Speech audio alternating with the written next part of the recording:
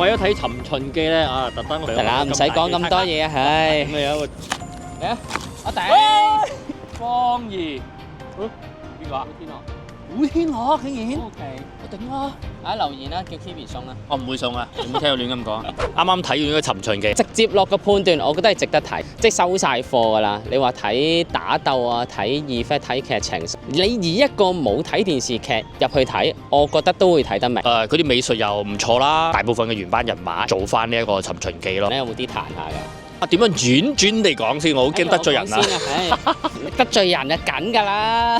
佢有爛 gag 嘅，但係唔知點解放到入去影院咧，其實就好勉強，好尷尬啊！即係呢個位我係會扣分。即係咪你個笑點有啲離地啫？我覺得一開頭個 opening 啦，又唔係話扣分嘅，但係嗰啲動作上咧，個剪接唔係咁震撼咯，係。反而後面單人嘅時候咧，我就覺得打得係十分之好嘅。個起承轉合啊，成個鋪排好均稱嘅，即係你唔會覺得哇一開頭鋪排好冗長，結尾咧就覺得哇咁草草了事。另外仲有一個咧，個 ending 嗰度咧推一個叫做感情嘅位咧，我覺得係做得到嘅呢一個，有少少噏住咁樣咯。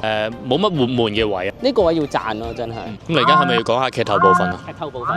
劇透部分啊，係嘛？講啲挑剔位先啦。既然你咁高科技，哇苗條位幾條友就入到去，會唔會太草率啊？好多打嘅戲咧，隔離嗰啲士兵可以幫拖，但係偏偏就唔幫拖，等佢哋自己隻抽。可能啲士兵驚吉中阿秦王，所以佢哋唔輕舉妄講。咁炒咗佢啦嗰啲。有個我覺得塑造得幾好嘅角色就係李斯啦，係咪啊？佢個設計好突顯到李斯個聰明啊！當然呢個都係編劇嘅妙筆之處啦。我講嘅好係包括埋佢嘅演繹。